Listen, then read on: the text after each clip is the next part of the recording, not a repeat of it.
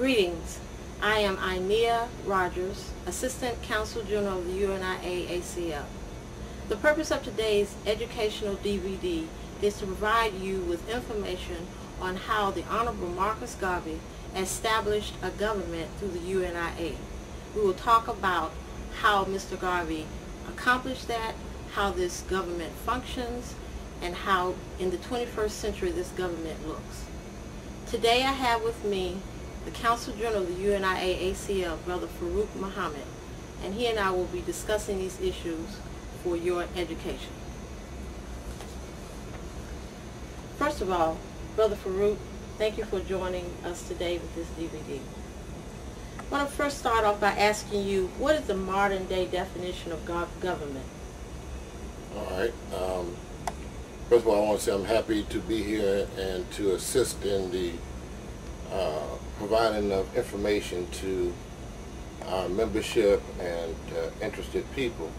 For the past, I guess, 2.5 years, there's been a lot of interest that's been generated around the UNI functioning as a government. This was not something that was generally understood previously. Most people have looked at the UNI from an organizational perspective, from a spiritual perspective, and a cultural perspective, but never from a legal perspective. So, like I said, about 2.5 years ago, the Honorable Redmond Battle, who was the President General at that time and who appointed me as Consul General, asked me to look into the legal legacy of the UNI. Got a chance to do that with the assistance of Professor Tony Martin, and was quite surprised, quite elated, quite happy to come to the understanding that a fully functional government had been established by Marcus Garvey. Now, that term needs to be understood with regards to how society today looks at government. The modern day definition usually has to meet 5 elements, 5 basic elements. One, you have to have a Declaration of Independence. That must be done publicly.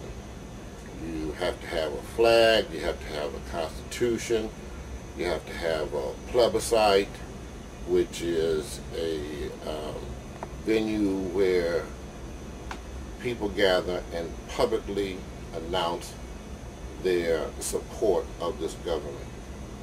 And you must get recognition from other governments. That is very critical. So those 5 elements are necessary if you're going to use the term government.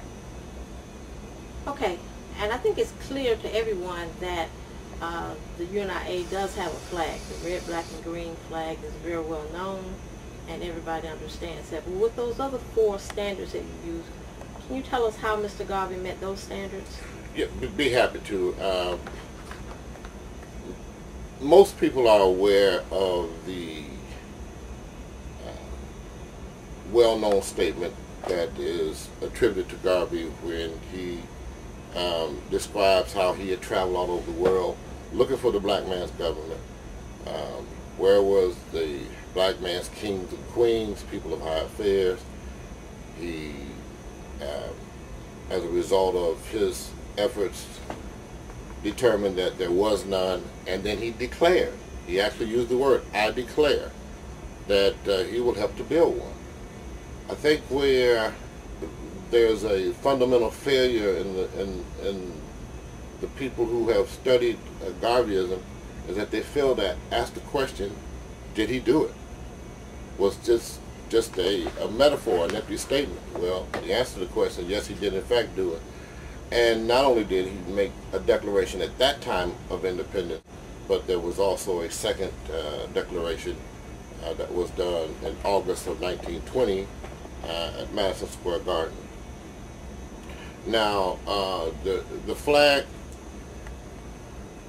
most people look at the red, black, and green flag of the UNI, this flag here, as a cultural symbol. Some people look at it as just for commercial reasons, but all flags are a symbol of the government.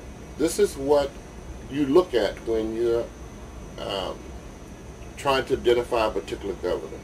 Everyone knows that when you look at the red, white, and blue, you see it anywhere in the world, you know that represents the American government.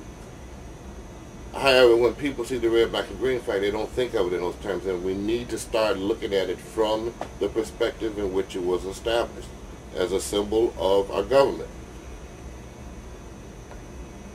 Most members of the UNIA know that there is a Constitution.